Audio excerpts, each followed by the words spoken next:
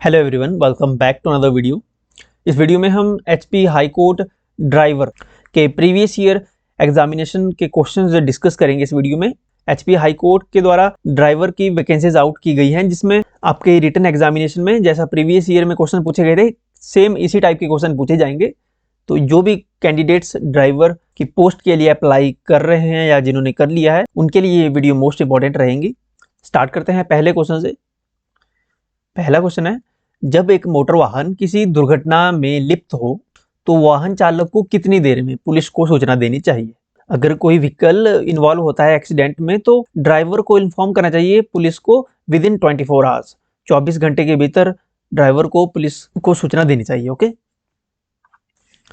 अगला क्वेश्चन है, जब बारिश में वाहन चला रहे हैं आपको आगे के वाहन से पर्याप्त दूरी क्यों बनाई रखनी चाहिए? हमें एक सफिशिएंट डिस्टेंस क्यों मेंटेन करना चाहिए जब हम बारिश में गाड़ी चला रहे होते हैं?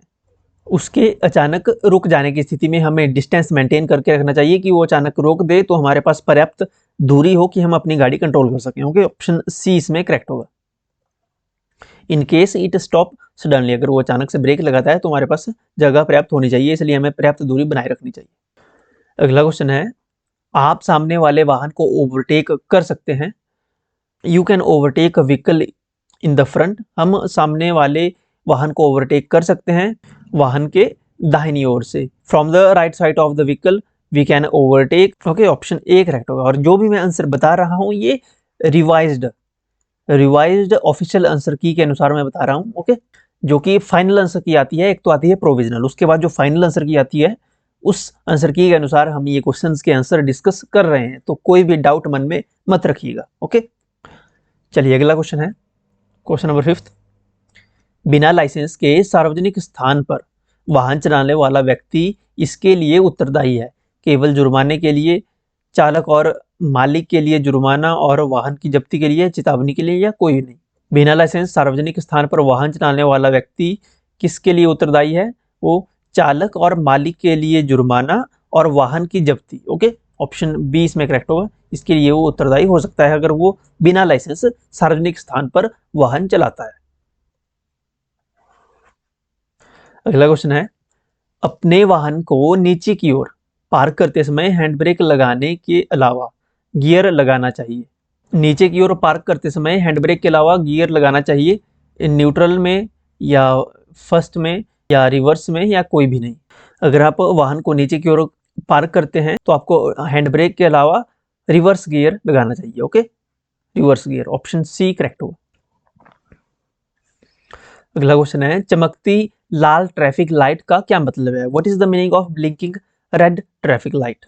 चमकती लाल ट्रैफिक लाइट का मतलब होता है वाहन को रोकें और यदि सुरक्षित हो तो आगे बढ़ें। ओके, सिंपल सा मतलब होता है। अगर वो कोई लाइट, वो रेड लाइट ब्लिंक कर रही है यानी बार बार ब्लिंक कर रही है, चमक रही है, तो उसका मतलब है stop the vehicle and proceed if safe. अगला क्वेश्चन है, क्वेश्चन नंबर 8। आप एक वाहन के पीछे हैं जो यात्रियों को लेने या उतारने के लिए रुकी है। आप एक बस के पीछे हैं जो यात्रियों को लेने या उतारने के लिए रुकी है, तुम्हें क्या करना चाहिए? अगर कोई बस आपके आगे है जो यात्रियों को उतार रही है या चढ़ा रही है, ले रही है, तो आपको क्या करना चाहिए? धैर्यपूर्वक पीछे प्रतीक्षा करनी चाहिए। ओके, आप बस के पीछे हैं तो आपको धैर्यपूर्वक अपनी गाड़ी रोक के प्रतीक्षा करनी चाहिए। अगला क्वेश्चन है, आप एक संकरे पुल के पास पहुंचे हैं, विपरीत दिशा से एक अन्य वाहन पुल में प्रवेश करने वाला है, तुम्हें क्या करना चाहिए? एक बहुत कंजेस्टेड ब्रिज है, पुल है, दूसरी साइड से एक गाड़ी आ रही है जो पुल में प्रवेश करने वाला है, तो आपको क्या करना चाहिए? गति बढ़ाएं और जितनी जल्दी हो सके पुल पार करने का प्रयास करें, ऐसा नहीं करना चाहिए। हेडलाइट जलाएं और पुल पार करें, नहीं, ऐसा नहीं करना है। दूसरे वाहन के पुल पार करने तक की प्रतीक्षा करें और फिर आगे बढ़े। ऐसा क्यों करना है? क्योंकि जो पुल है वो संकरा है। ओके, वो पुल बिल्कुल नैरो है। ओके, संकरा है, इसमें एक ही गाड़ी एक टाइम पे आ सकती है, तो दूसरे वाहन के पुल पार करने की हमें प्रतीक्षा करनी है, फिर आगे बढ़ना है। ऑप्शन सी करेक्ट होगा। देखिए, ये क्वेश्चन हमें आसान लगते हैं लेकिन एग्जामिनेशन में हम जल्दबाजी के चक्कर में इन क्वेश्चन को गलत कर देते हैं, तो आपको ध्यान से सभी ऑप्शन पढ़ने हैं और क्वेश्चन का भी एक एक वर्ड ध्यान से पढ़ना है, जिससे हमें ये एस्टिमेट हो जाए कि क्वेश्चन में एग्जैक्ट क्या पूछा जा रहा है। अगला क्वेश्चन है, आप एक परिवहन वाहन को कैसे अलग कर सकते हैं? How can you distinguish a transport vehicle? कोई व्हीकल, कोई गाड़ी जो है वो परिवहन वाहन है, इसको हम कैसे पता लगा सकते हैं? कोई गाड़ी पर्सनल व्हीकल है या कोई परिवहन है, कॉमर्शियल गाड़ी है, ट्रांसपोर्ट व्हीकल है, तो उसका पता उसकी नंबर प्लेट से लगता है सिंपली। ओके, जो कमर्शियल परिवहन व्हीकल होता है उसकी नंबर प्लेट येलो कलर की होती है, और जो पर्सनल गाड़ी होती है उसकी नंबर प्लेट जो है व्हाइट कलर की होती है। तो जो परिवहन वाहन होगा उसकी नंबर प्लेट से पता लगेगा हमें, क्योंकि उसकी नंबर प्लेट जो है येलो कलर की होगी। गाड़ी की नंबर प्लेट देखकर हमें पता लगेगा। ऑप्शन सी करेक्ट होगा। अगला क्वेश्चन है, जब आप रात के समय हाई बीम में हेडलाइट के साथ गाड़ी चला रहे हो, विपरीत दिशा से कोई वाहन आए, तो आप क्या करेंगे? आप गाड़ी चला रहे हैं रात को और आपके जो हाई बीम है, आपकी लाइट जो है हाई बीम पर है, विपरीत दिशा से कोई वाहन आए तो आपको क्या करना है? आपको एकदम अपनी जो हाई बीम है वो लो करनी है, वाहन दूसरी साइड से जो वाहन आ रहा है उसके गुजरने तक हेडलाइट धीमी करनी है आपको, simply. Okay, option C correct होगा। अगर आप अपनी जो हाई बीम है उसको लो नहीं करेंगे तो सामने वाली गाड़ी को रास्ता नहीं दिखाई देगा और एक्सीडेंट होने के चांसेस बढ़ जाते हैं। तो आपको अपनी हाई बीम जो है लो करनी है। ओके, हेडलाइट धीमी करनी है। ऑप्शन सी करेक्ट होगा। अगला क्वेश्चन है, बिना गियर वाली मोटरसाइकिल चलाने का लाइसेंस प्राप्त करने की न्यूनतम आयु क्या है? What is the minimum age to get licence to drive motorcycle without gear? Motorcycle without gear की ड्राइव करने का लाइसेंस प्राप्त करने की जो कम से कम एज है वो 16 वर्ष है। इंपॉर्टेंट क्वेश्चन है ये, इसको ध्यान रखें। 16 वर्ष एज है। अगर आप मोटरसाइकिल विदाउट गियर का लाइसेंस बनाना चाहते हैं तो 16 वर्ष मिनिमम जो आपकी एज होनी चाहिए। अगला क्वेश्चन है, गलत गियर शिफ्टिंग का कारण हो सकता है। इनकरेक्ट गियर शिफ्टिंग में लीड टू, अगर आप गलत गियर शिफ्टिंग करते हैं तो उसका क्या नुकसान आपको देखने को मिल सकता है? अगर आप गलत गियर शिफ्टिंग करते हैं तो एक तो आपके जो गाड़ी है, आपकी गाड़ी के गियर बॉक्स को नुकसान हो जाएगा, आपका गियर बॉक्स डैमेज हो सकता है। इसके अलावा आपकी जो माइलेज है उस पर फर्क पड़ेगा, अधिक ईंधन की खपत होगी, आपका डीजल पेट्रोल जो भी डलता है वो ज़्यादा यूज़ होगा। ओके, तो दोनों ऑप्शन यहाँ पे सही है, ऑप्शन ए और बी। ओके, तो दोनों हो गए, ऑप्शन सी इसमें करेक्ट होगा, ए और बी दोनों। अगला क्वेश्चन है, शिक्षार्थी लाइसेंस की वैधता क्या है? What is the validity of learner's licence? जो लर्नर लाइसेंस बनता है उसकी वैलिडिटी आपकी केवल 6 मंथ की होती है। ओके, ऑप्शन बी करेक्ट होगा, 6 मंथ। आप अपनी गाड़ी का ईंधन बचा सकते हैं। आप अपनी गाड़ी का फ्यूल कैसे सेव कर सकते हैं? वाहन की उचित ट्यूनिंग द्वारा, वाहन की उचित सफाई द्वारा, कई गाड़ी चलाते समय क्लच का अधिक प्रयोग करके। देखिए, क्लच का अधिक उपयोग करके आप गाड़ी का ईंधन नहीं बचाएंगे, अभी तो अपनी गाड़ी को और खराब कर सकते हैं। ओके, तो ये तो बिल्कुल भी नहीं होगा। आप वाहन की उचित ट्यूनिंग करके, प्रॉपर ट्यूनिंग करके व्हीकल की अपने गाड़ी का ईंधन बचा सकते हैं। ओके, ऑप्शन ए करेक्ट होगा। इसके अलावा आगे कुछ जीके के क्वेश्चन है। इन जीके के क्वेश्चन को हम नेक्स्ट वीडियो में करेंगे। पहले हम जो सब्जेक्टिव क्वेश्चन है ड्राइवर से रिलेटेड उन्हीं को ही कर लेते हैं। क्वेश्चन नंबर 25 तक जो है जीके के क्वेश्चन है, इसके बाद फिर से ये क्वेश्चन स्टार्ट है। ड्राइवर का मुख्य गुण क्या है? What is the main quality of a driver? Driver का मुख्य गुण जो होता है, वाहन को तेजी से चलाना या धीरे धीरे गाड़ी चलाना, वीरतापूर्वक गाड़ी चलाना तो ड्राइवर का मुख्य कारण गुण जो है नहीं होता है। मुख्य गुण होता है यातायात नियमों और विनियमों का पालन करते हुए गाड़ी चलाना जो है ड्राइवर का मुख्य गुण होता है। ऑप्शन डी करेक्ट होगा कि नियमों को फॉलो करना, रूल्स रेगुलेशन को फॉलो करना ही ड्राइवर का मुख्य गुण होता है, ये क्वालिटी होती है। नेक्स्ट क्वेश्चन है, निम्न में से किसे पैर द्वारा नियंत्रित किया जाता है? Which of the following is controlled by foot? Headlight को पैरों से नहीं कंट्रोल किया जाता, वाइपर के लिए भी हैंड का स्विच होता है, स्टेयरिंग को पैरों से नहीं कंट्रोल किया जाता, क्लच पैडल जो होता है वो पैरों से नियंत्रित किया जाता है। बिल्कुल सिंपल क्वेश्चन है। नेक्स्ट क्वेश्चन है, वाहन में तय की गई दूरी को बताने के लिए किस मीटर का प्रयोग किया जाता है? वाहन में तय की गई दूरी को बताने के लिए जो मीटर यूज होता है, what is the which meter is used to indicate distance covered in the vehicle? आपकी गाड़ी ने कितनी दूरी तय की है उसका पता लगता है ओडोमीटर में। ओके, ऑप्शन बी करेक्ट होगा, ओडोमीटर बताता है तय की गई दूरी। और ये जो स्पीडोमीटर होता है, स्पीडोमीटर का काम होता है कि आपकी गाड़ी कितनी स्पीड से चल रही है। जिस समय आपकी गाड़ी कितनी तेज चल रही है, 60 किलोमीटर प्रति घंटा, 70 किलोमीटर प्रति घंटा, 100 किलोमीटर प्रति घंटा, कितनी स्पीड से चल रही है, इंस्टेंट स्पीड बताती है स्पीडोमीटर।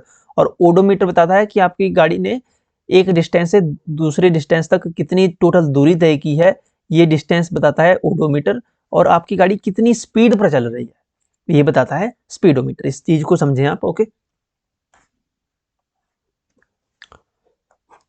अगला क्वेश्चन है, निम्न में से कौन सा दस्तावेज वाहन में रखना चाहिए? सर्विस मैनुअल गाड़ी में हो या नहीं हो कोई ज़्यादा प्रॉब्लम नहीं है। वारंटी कार्ड ऑफ बैटरी, इसकी भी जरूरत नहीं होती। इंश्योरेंस सर्टिफिकेट ऑफ व्हीकल, ये इंपॉर्टेंट होता है। इंश्योरेंस सर्टिफिकेट यानी वाहन का बीमा प्रमाण पत्र आपकी गाड़ी में दस्तावेज, ये डॉक्यूमेंट होना चाहिए। ओके, ऑप्शन सी करेक्ट होगा। एक्ट ऑफ मोटर व्हीकल, ये एक कानून का दस्तावेज है, इसकी कोई भी जरूरत नहीं होती है, ड्राइवर के पास होने से या ना होने से कोई दिक्कत नहीं है। ओके, इंपॉर्टेंट है इंश्योरेंस सर्टिफिकेट ऑफ व्हीकल, जो कि होना चाहिए दस्तावेज। शुरू करने से पहले मुख्य सावधानियां क्या है? यानी इंग्लिश में यहाँ पे करेक्ट दिया गया है कि गाड़ी स्टार्ट करने से पहले आपको किन सावधानियों का ध्यान रखना होता है। देखिए, कई बार एग्जामिनेशन में हिंदी में आपको समझ नहीं आता क्वेश्चन, तो इंग्लिश में भी एक बार पढ़ लें। ओके, क्योंकि कई बार ट्रांसलेशन होती है इंग्लिश की हिंदी में, तो मीनिंग कुछ और बनता है, तो इसका ध्यान रखें। ये शुरू करने से पहले मुख्य सावधानी, यानी यहाँ पे गाड़ी स्टार्ट करने से पहले की बात हो रही है। What is the main precautions on off before starting, start करने से पहले क्या मेन प्रिकॉशन है, सावधानियां हैं जो बरतनी चाहिए एक ड्राइवर को। वाहन तटस्थ स्थिति में हो, यानी वाहन आपका जो न्यूट्रल पोजीशन में होना चाहिए। टू डिस्कनेक्ट बैटरी टर्मिनल, ये तो नहीं होगा। टू स्विच ऑन एसी का कोई लेना देना नहीं है। टू ओपन बोनट, बोनट खोलने की जरूरत नहीं होती है। ओके, वाहन आपका न्यूट्रल पोजीशन में होना चाहिए। ऑप्शन ए यहाँ पे करेक्ट होगा।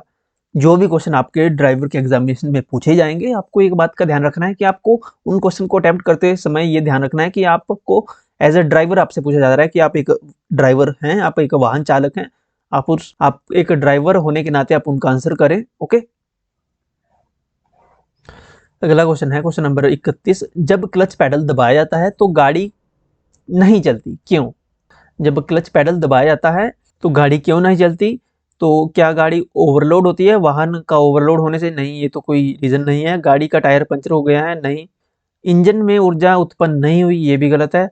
ऊर्जा इंजन से स्थानांतरित नहीं हुई। ओके, और ये भी ऑप्शन बिल्कुल सही है। Power not transferred from the engine, जब आप क्लच प्लेट को दबाते हैं तो जो इंजन की पावर है आती है टायर को, वो डिस्कनेक्ट हो जाती है। ओके, क्लच दबाने से तो जो ऊर्जा है इंजन से आने वाली, वो टायर को नहीं जाती है, वो डिस्कनेक्ट हो जाती है। ओके, ऑप्शन डी करेक्ट होगा। अगला क्वेश्चन है, प्रारंभिक वाहन संचालन के लिए किस गियर का उपयोग किया जाता है? Which gear is use to initial movement of vehicle, जब गाड़ी को आप शुरू में चलाते हैं, बंद गाड़ी को जब चलाना शुरू करते हैं, तो कौन से गियर का यूज किया जाता है? टॉप गियर का, फर्स्ट गियर का, ओवर ड्राइव का, या रिवर्स गियर का? तो रिवर्स तो नहीं होगा, टॉप गियर का इस्तेमाल भी नहीं होता है। फर्स्ट गियर का यूज होता है जब आप गाड़ी को इनिशियली स्टार्ट करते हैं, ओके, चलाते हैं। ऑप्शन सी करेक्ट होगा। अगला क्वेश्चन है, ब्रेक लगाने के लिए किस पैर का उपयोग किया जाता है? ब्रेक लगाने के लिए आपको राइट फुट का इस्तेमाल करना चाहिए। ऑप्शन बी करेक्ट होगा, दाहिने पैर का इस्तेमाल किया जाता है ब्रेक अप्लाई करने के लिए। बिल्कुल सिंपल क्वेश्चन है। अगला क्वेश्चन है, किस समय टेल लाइट का उपयोग आवश्यक है? टेल लाइट का यूज इंपॉर्टेंट होता है, नेसेसरी होता है रात में। ओके, एट नाइट, रात के समय। अगला क्वेश्चन है, 4 लेन सड़क से आप क्या समझते हैं? What do you mean by 4 lane road? 4 lane road का मतलब क्या होता है? 4 लेन का मतलब होता है प्रत्येक दिशा में यातायात के लिए 2 लेन होना। ओके, 4 लेन का मतलब है आने के लिए 2 लेन और जाने के लिए 2 लेन, ये बन गया आपका 4 लेन। ओके, 4 लेन रोड, आने के लिए 2 और जाने के लिए भी 2 रोड है, तो ये 4 लेन है। Having 2 lane of for traffic in each direction, प्रत्येक दिशा में यातायात के लिए 2 लेन होना। ऑप्शन डी करेक्ट होगा। मैनुअल ड्राइव करने के लिए किस गियर का उपयोग किया जाता है? चढ़ाई वाली सड़क पर ट्रांसमिशन कार, यानी क्वेश्चन में पूछा जा रहा है कि which gear is used to drive a manual transmission car on uphill road, जब आप चढ़ाई में कोई मैनुअल ट्रांसमिशन वाली गाड़ी यूज कर रहे हैं तो उसमें कौन से गियर का इस्तेमाल करेंगे आप जब आप किसी गाड़ी को चढ़ाई में चढ़ा रहे हैं? ओके, तो निचले गियर का यूज होता है, सिंपल सी बात है। लोअर गियर का इस्तेमाल होता है, पहले दूसरे गियर में ही चढ़ाई में गाड़ी चढ़ेगी तो निचला गियर का इस्तेमाल होगा। ऑप्शन ए करेक्ट होगा। रिवर्स गियर का इस्तेमाल नहीं होगा, ना ही उच्च गियर का इस्तेमाल होगा। ओके, न्यूट्रल का तो बिल्कुल भी नहीं होगा। तटस्थ हिंदी में न्यूट्रल को बोलते हैं, तो अगर तटस्थ आपको समझ ना आए तो इंग्लिश में देख लें आप, इनकी न्यूट्रल ऑप्शन में दिया गया है। अगला क्वेश्चन है, खड़ी या रुकी हुई गाड़ी को कैसे स्टार्ट करें बिना वापस गए ऊपर की ओर चढ़ना। How to start a vehicle parked और stopped on uphill without going back. Okay, बिना गाड़ी को पीछे हटे। आपकी गाड़ी चढ़ाई में खड़ी हुई है और आपको गाड़ी ऐसे स्टार्ट करनी है कि आपकी गाड़ी जो है पीछे बिल्कुल भी ना बैक हो। ओके, तो जब आपकी गाड़ी चढ़ाई में होती है, एक स्लोप में होती है और आप चाहते हैं कि आपकी गाड़ी बिल्कुल भी पीछे ना हटे, तो आपको पार्किंग ब्रेक मेथड का यूज करना है, यानी आपको अपनी गाड़ी पार्किंग ब्रेक विधि द्वारा स्टार्ट करनी है। आपकी गाड़ी में पार्किंग ब्रेक, हैंड ब्रेक लगी होनी चाहिए। आपको गाड़ी को स्टार्ट करना है तो आपकी गाड़ी पीछे नहीं हटेगी। ओके, पार्किंग ब्रेक मेथड का इस्तेमाल करते हैं जब आपकी गाड़ी अपहिल में खड़ी हो के, चढ़ाई में खड़ी। इंपॉर्टेंट क्वेश्चन है ये, इसको नोट कर लें। अगला क्वेश्चन है, किसी वाहन को ऊपर चढ़ने का अधिकार है। Which vehicle has the right to way on uphill. ऊपर से कोई गाड़ी आ रही है और एक गाड़ी नीचे से ऊपर की तरफ जा रही है, तो जो गाड़ी नीचे से ऊपर की ओर जा रही है उसको जाने का अधिकार है, क्योंकि वो चढ़ाई की तरफ जा रही है। ओके, तो ऑप्शन सी करेक्ट होगा। व्हीकल गोइंग अपहिल, वाहन जो ऊपर की ओर जा रहा है उसको ऊपर चढ़ने का अधिकार होता है। ओके, जो वाहन नीचे की ओर आ रहा है उसको रुकना पड़ेगा। ऑप्शन सी करेक्ट होगा। और आज का लास्ट क्वेश्चन है, थर्ड पार्टी बीमा कवर का मतलब क्या है। वाहन के लिए बीमा कवर, ड्राइवर के लिए बीमा कवर, या वाहन रोमर के लिए बीमा कवर, या सार्वजनिक क्षति के लिए बीमा कवर। तो थर्ड पार्टी बीमा कवर का मतलब होता है insurance cover for public damage, सार्वजनिक क्षति के लिए बीमा कवर। ऑप्शन डी करेक्ट होगा।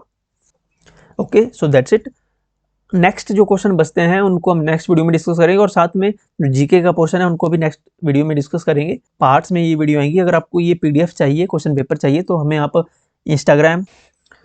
इंस्टाग्राम, व्हाट्सएप या टेलीग्राम पे मैसेज कर सकते हैं। मैं आपको क्वेश्चन पेपर प्रोवाइड करवा दूंगा प्रीवियस ईयर का विद आंसर की। अगर चैनल आपने सब्सक्राइब नहीं किया है तो मेक श्योर चैनल को सब्सक्राइब कर लें। वीडियो को लाइक करके आप अपना फीडबैक कमेंट सेक्शन में लिख सकते हो। Thank you so much.